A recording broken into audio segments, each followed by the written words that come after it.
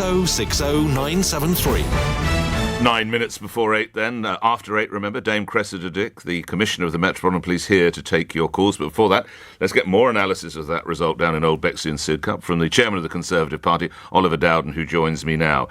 It was a win, Chairman, but I have to tell you that the 10-point-something% swing to the Labour Party, were that to be repeated at a general election, you'd be out of power and the good people of Uxbridge and South Ruislip would have a different MP. Boris Johnson would lose his seat. That's a bloody nose, isn't it? Good morning. Good morning, and very nice to see you as well this morning, Nick. Actually, we secured 50% of the vote in Bexley. Of course, midterm, there's always going to be voters' frustration, but I think against that backdrop, that is a good result. And you talk about Labour. Keir Starmer didn't even bother turning up, nor did Well, imagine if he had. Khan. Imagine if he had, Oliver. Well, listen, they polled what they got under Jeremy Corbyn in 2017. So They had a I 10%, but come on, Oliver Dowden, they had a 10% swing. That has to give... I appreciate it's a Conservative win, so you can all get some sleep now and move on to the next battle, but that has to cause concern. Well, look, I think midterm there are a range of issues that people are worried about, and of course we're taking action to deal with it. And actually the message I take from this by-election is that the government needs to repay the faith that people of Bexley have put in us and get on with the job. That's why, for example, just next week we'll be bringing forward the next stage of our Borders and Nationality Bill that will be tackling this vile trade in people smuggling that we've seen with the small boats crossing the Channel, increasing sentences to life sentence for those people smugglers and others. But I think against the context, and Nick, you've been around for a long time, no disrespect at all, but you've seen these absolutely fair observation, totally fair. I think against the context of those by-elections, this is a good, solid result for us. And I pay tribute to Louis French, who'll be a great local MP for Bexley, and the campaign that was fought down there. We'll have one last go at this, Oliver Dowden. What do you suppose is behind this? The Tory sleaze, an inability to read a speech, an inability to deal with the immigration or migration problem? What do you think is the biggest factor to take the shine off Boris Johnson's new ball at cricket?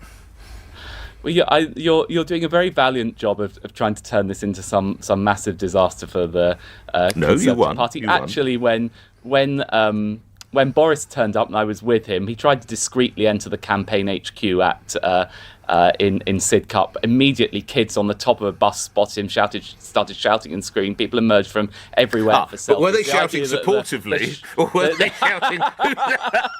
To the best of my knowledge, they were shouting supportively. Who's that blonde idiot over there with Oliver Dowden? That's what I want to know. What were they I doubt very much they recognised me in the way that they recognised the Prime Minister, much as I would like them to. But seriously, that we do, of course, have to focus on the big issues that matter to people. And I talked about migration. Just take another example. We're announcing further investment in hospitals today, part of the additional amazingly £20 billion plus that we put in just this year into hospitals. The lesson I take from all the conversations I've had, both in Bexley and around the country, is they want the government not to be distracted by all the rest of this noise, just to focus on the big issues and get on with the job. And that's exactly what we're going to do. All right, let's look at some other big issues while I have the benefit of you on the line. All the years I've known you, I've never asked you this before. Will you be kissing under the mistletoe this Christmas, Chairman? Only Mrs. Dowden if I'm fortunate this Christmas. So we're getting mixed messages because your colleague Teresa Coffey says, I don't think there should be much snogging under the mistletoe, but then another of your colleagues, Sajid Javid, says that people can snog who they wish, his words by the way, snog who they wish. So who are we to believe?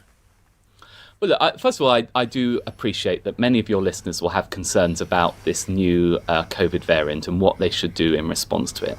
That's why we've outlined this balanced and proportionate range of responses which focus both on tightening border restrictions and on enhanced wearing of masks. I think beyond those measures, people should keep calm and carry on with their Christmas plans. So as long as they abide by the mask wearings in the settings we've set out, namely public transport, and in relation to the retail environment, as long as they abide by the new travel restrictions. So I can kiss someone under the mistletoe?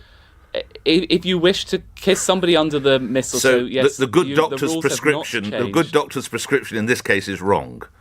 As long as they are a fully consenting adult, Nick, yes, you're free to carry on with your with your Christmas plans. Keep calm and carry on with your Christmas plans. OK, including Christmas parties, because again, Chairman, there is confusion there. Another of your colleagues, George Freeman, said that perhaps big firms might be cancelling their festive bashes, and he also told me that he'll be having his Christmas gathering for his team via Zoom. What are your plans, Chairman?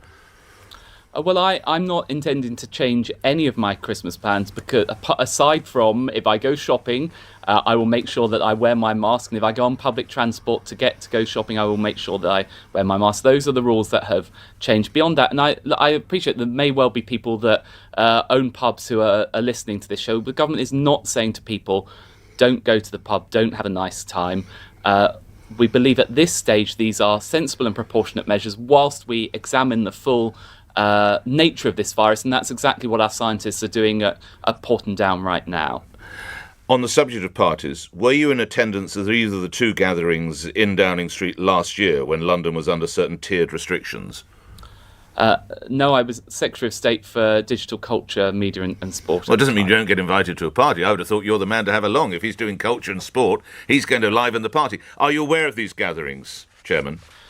I've seen some of the reports, but I have to say to you that as party chairman, over the past 24 hours, as you might imagine, I've been much more focused on Bexley. And over the course of this week, as a member of the Cabinet, I've been focused on the nature of the measures we're taking to control this new COVID variant. I haven't been getting into the details of what may or may not have happened a year ago. Don't you think we need to? If Angela Rayner of the Labour Party is suggesting we need to get the police involved, isn't this something that needs to cross your desk now, Chairman? Well, with all due respect to Angela Rayner, I think she needs to learn a few lessons herself from her conduct rather than lecturing others. We've been very clear that the government has been very clear. The Prime Minister, I believe, repeated again yesterday that the rules were followed at all times in Downing Street. Talking of rules, in Greece, if you're over 60 and you don't have a vaccination or a booster, you're going to be fined. Germany is talking about lockdown, as is Austria and the Netherlands. Do you see that we might remove the carrot and replace it with a stick in the United Kingdom? Can you ever see a time that there could be lockdowns or indeed fines for people who decline to get a jab or a booster? Well, I sincerely hope not. And actually, I think if you look at the news from today about the efficacy of the Moderna and Pfizer vaccine, that first of all vindicates the decision the government took to invest in Moderna and Pfizer, and vindicates the message we keep on saying to people: take the booster. It's in people's hands. As long as you take that booster, when the call comes, anyone from over the age of 40 should have it now. The rest of the people were getting the call up by the end of January. That is our defence in this country. People have been doing the right thing. As long as they continue to do the right thing, we should be in a reasonable place. Lastly, noting that a few months ago you were Culture Secretary and that you've been a very busy individual, let me give you the background to the last story that is making headlines you don't know. The Sir Lewis Hamilton Formula One team now faces a backlash over a sponsorship deal it's done with the firm that made the combustible insulation used at the Grenfell Tower. Mercedes Formula One naming Kingspan as an official partner, which means its logo is likely to appear on Sir Lewis's car at the Saudi Arabia, and people have their views on that, Saudi Arabia Grand Prix. This is a questionable sponsorship partner for Mercedes, isn't it, Mr. Dowden? Well, as you've said, this is the first that I've heard of it, but of course, Kingspan like made some of the insulation used on Grenfell. Yeah, no, I've heard lawyers the point. No, I'm helping you. I realise you've been down at Bexley. Lawyers for the bereaved and survivors have said Kingspan had flammable materials they know, quotes, were dangerous to life. Survivors group Grenfell United have written to Mercedes demanding that the logo does not go ahead. It's a questionable choice again, Mr. Dowden. Yeah, well, I think Mercedes need to think carefully about their sponsors, and if that is the case, that the company concerned is culpable in that way, then of course they should think very carefully about whether they're an appropriate sponsor for them, just as they need to think carefully about tobacco companies and others. Enjoy your colleagues and enjoy your rest over the weekend. I'm sure it's been some very busy canvassing. Oliver Dowden appearing here on LBC, the Conservative Party chairman, where the news is coming up next. I remind you, after the news, it's Dame Cressida Dick, the Commissioner of the Met, taking your calls. 8 o'clock news on LBC with Thomas Watts Now. On your radio, on Global Player.